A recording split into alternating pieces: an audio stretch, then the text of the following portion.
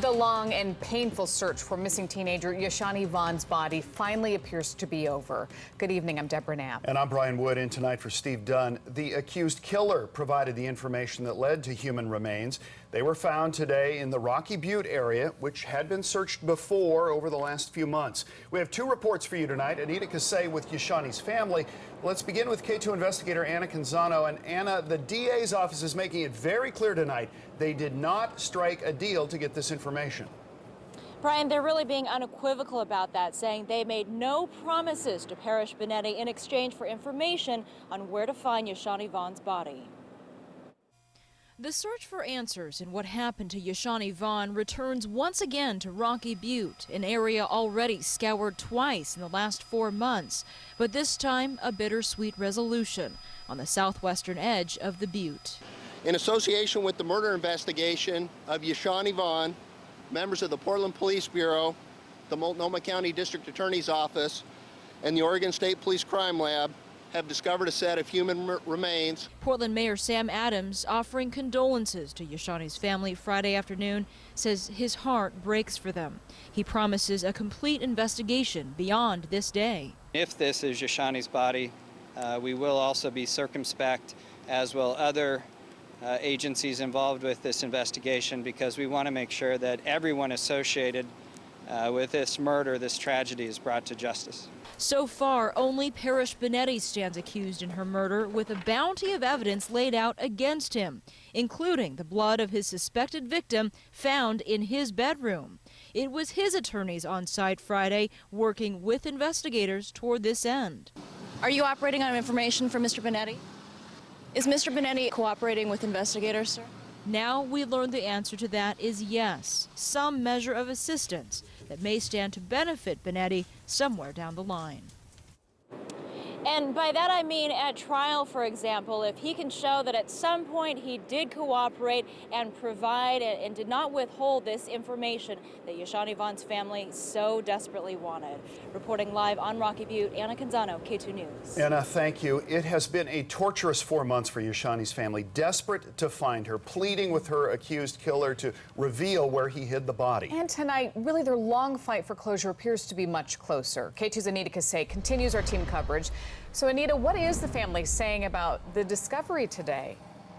Deb, they've kept very quiet, really relying on one another today to sort of handle this horrible yet somehow still comforting news. They are here at the base of Rocky Butte. You can see them tonight getting ready to hold a vigil in Yashanee's honor. They are down here while investigators work to recover the remains up on the hill. Yashanee Vaughn's family, unusually private today. Her mother in the backseat of this car in tears, headed up Rocky Butte to see what is likely the hiding spot for her daughter's body. This is a difficult time, but after Yashanee is found, the fight is not over. Justice has to prevail, and we want everyone to know that Yashanee's situation should be an example of why crime is not justice. All I want is my daughter, and when I get my daughter, I'll be satisfied. Over 4 months, Shakita Lewis never once gave up her very public fight to find Yashanee, handing out flyers. You know I love you, girl. I'm always gonna love you, girl. There were vigils. We want Shani. We want Shani. And of course, pressure. Turn around, go. Go, man. Turn around. Keep walking. That intensity aimed at Parrish Benetti Jr., the teen accused of killing, then hiding Yashanee. Her mother forced to see him holding a gun, his blood-soaked bedroom, and her alleged killer smirking in court. Parrish does not care how no one feels. I just really want him to just tell us, where is she at? Which, after a meeting this week between his attorney and the prosecutor, may very well be why investigators knew to come back to this spot. We want her home so the family can lay her to rest appropriately and justice can prevail. Back here live again, you're looking at family members gathering for a vigil. They think it's going to start around 7 o'clock tonight. If you're in this area and you have candles that you might be able to donate, they are looking for some of those. All along, again, they have said that they do not care what kind of deal Parrish Benetti gets in exchange for this information. They said they just want their daughter back, and sadly tonight it appears that may be the case.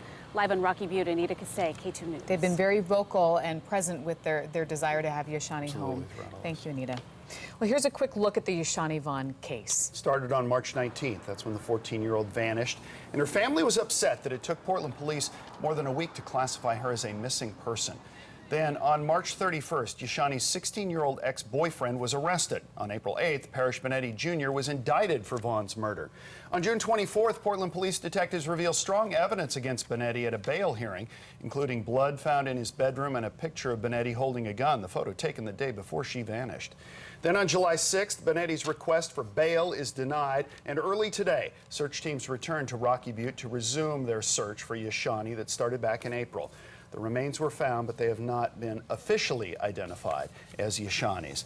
We invite you to stay with K2 News for continuing coverage on the Yashanee Vaughn case. In between our newscasts, you can get the very latest developments on our website, KATU.com, and read more about the 16-year-old charged with her murder, Yashanee's ex-boyfriend, Parrish Benetti, as well as Yashanee's family's fight for justice.